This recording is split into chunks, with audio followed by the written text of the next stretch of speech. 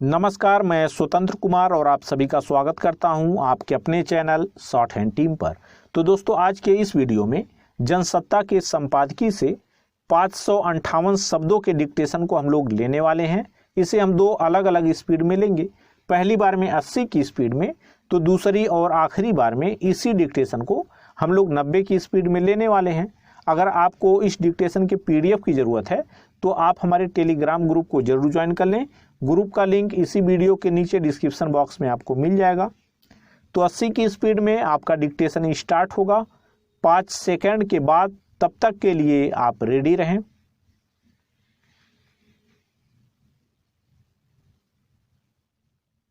Start. आजकल शिक्षण संस्थाएं खोलना एक सुरक्षित निवेश और दीर्घकालिक आय का स्रोत माना जाता है। जब से सरकारों ने आबादी के अनुपात में शिक्षण संस्थाओं की स्थापना और सबको शिक्षा के अवसर उपलब्ध कराने के अपने दायित्व से हाथ खींचे हैं और इसके लिए निजी उद्यमों को प्रोत्साहित करना शुरू किया है, तब से इस क्षेत्र में कारोबारी होड़ बढ़ गई है। जिस भी उद्यमी के पास कमाई कुछ अधिक है, वह शिक्षण संस्थानों की श्रृंखला खोलता देखा जाता है। अनेक देशी, बहुराष्ट्रीय और बड़ी कंपनियों ने स्कूल, कॉलेज, तकनीकी शिक्षण संस्थान और विश्वविद्यालय खोल लिए हैं। उनमें पढ़ाई लिखाई और व्यक्तित्व विकास के उत्तम संसाधन उपलब्ध होने के बढ़ चढ़ कर दावे किए जाते हैं।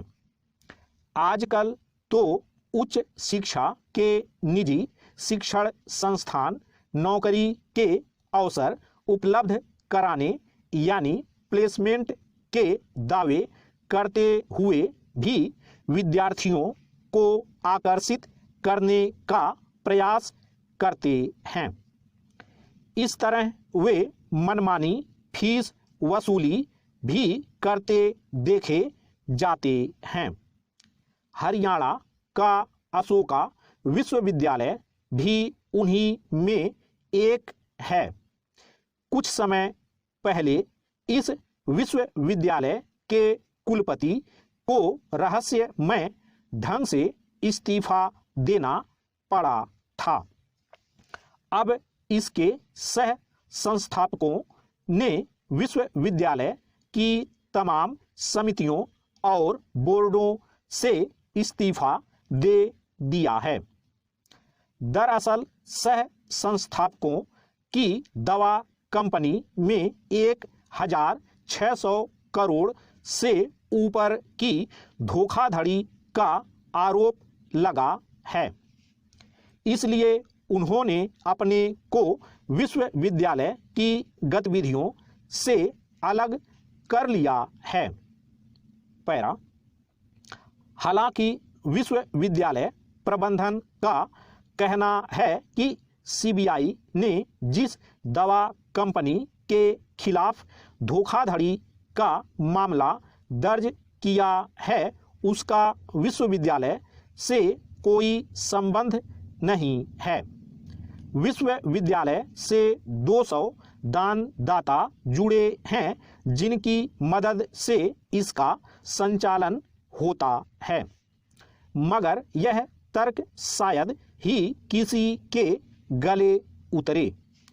पहले के समय में बहुत सारे उद्यमी व्यवसायी निजी स्तर पर या मिलकर परोपकार और समाज सेवा की भावना से शिक्षण संस्थाएं खोला करते थे।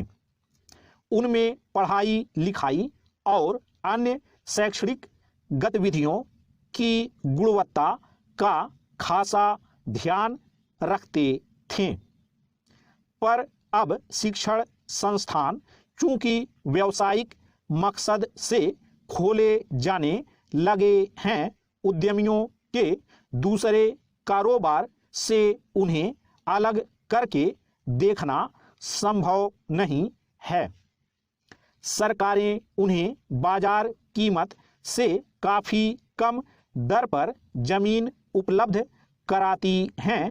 बैंक भी आसान शर्तों पर कर्ज दे देते हैं। इस तरह शैक्षणिक संस्थान बन जाने के बाद उनके प्रबंधकों का सारा ध्यान इस बात पर केंद्रित देखा जाता है कि किस तरह कम से कम समय में कमाई बढ़ाकर सारा कर्ज चुकाया जाए और फिर अपनी जेबें भरी जाएं। फिर ये व्यवसायी शिक्षण संस्थाओं की आड़ में अपने दूसरे व्यवसायों के आय व्यय के ब्यौरे में धोखाधड़ी करते रहते हैं।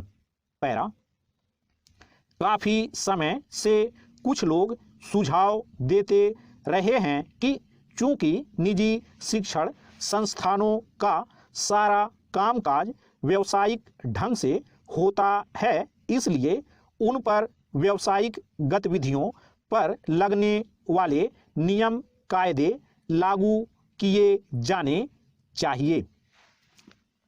अब ये शिक्षण संस्थान ना तो धर्मदा और सेवा भाव से संचालित होते हैं और न दान से चलते हैं, इसलिए इन पर आयकर आदि संबंधी छूटों के बारे में विचार किया जाना चाहिए।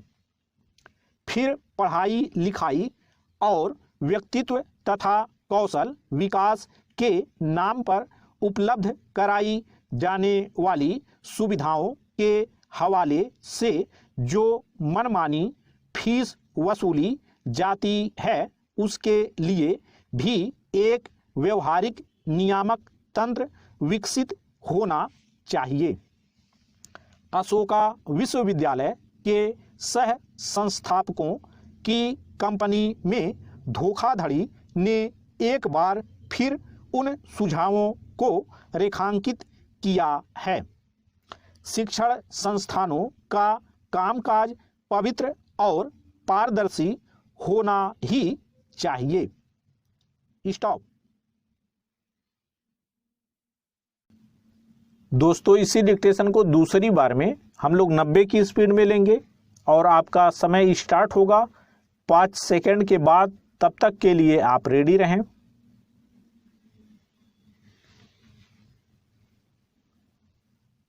स्टार्ट। आजकल शिक्षण संस्थाएं खोलना एक सुरक्षित निवेश और दीर्घकालिक आय का स्रोत माना जाता है।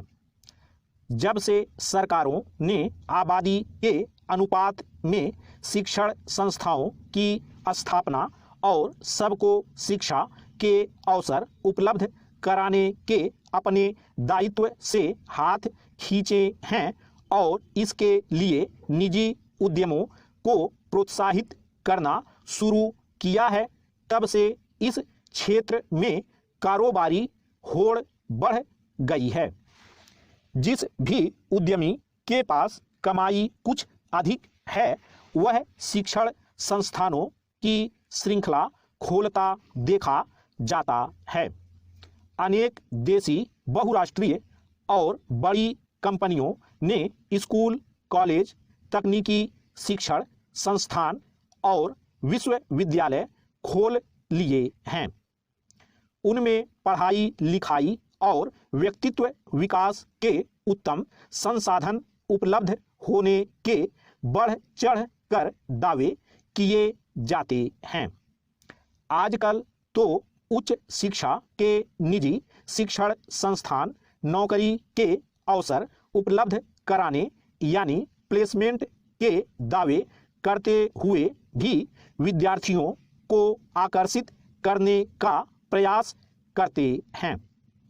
इस तरह वे मनमानी फीस वसूली भी करते देखे जाते हैं। हरियाणा का अशोका विश्वविद्यालय भी उन्हीं में एक है। कुछ समय पहले इस विश्वविद्यालय के कुलपति को रहस्यमय ढंग से इस्तीफा देना पड़ा था। अब इसके सह संस्थापकों ने विश्वविद्यालय की तमाम समितियों और बोर्डों से इस्तीफा दे दिया है। दरअसल सह संस्थापकों की दवा कंपनी में 1600 करोड़ से ऊपर की धोखाधड़ी का आरोप लगा है। इसलिए उन्होंने अपने को विश्वविद्यालय की गतिविधियों से अलग कर लिया है। पैरा।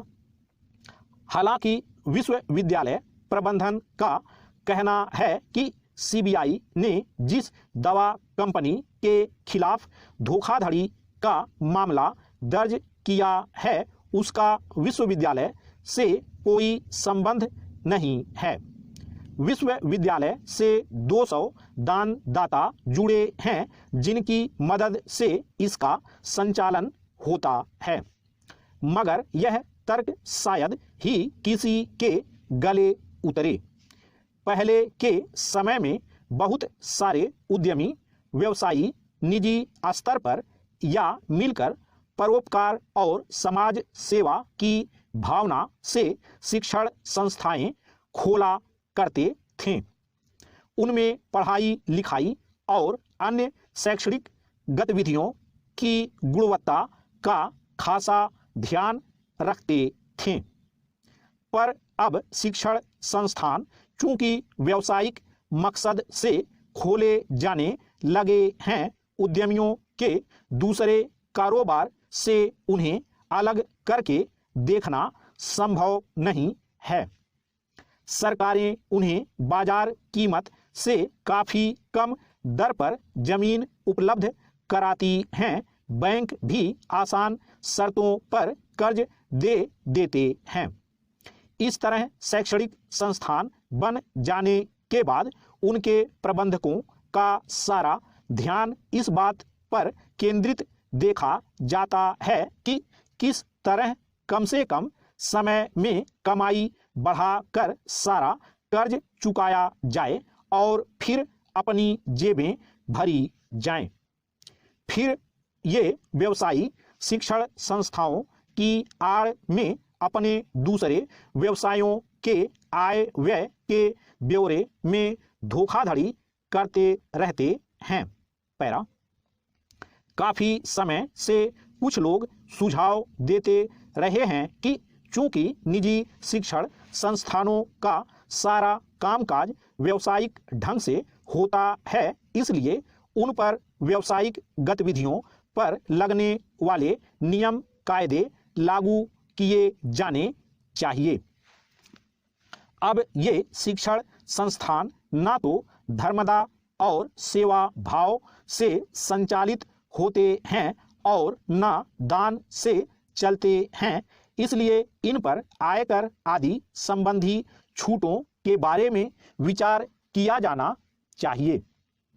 फिर पढ़ाई लिखाई और व्यक्तित्व तथा कौशल विकास के नाम पर उपलब्ध कराई जाने वाली सुविधाओं के हवाले से जो मनमानी फीस वसूली जाती है, उसके लिए भी एक व्यवहारिक नियामक तंत्र विकसित होना चाहिए।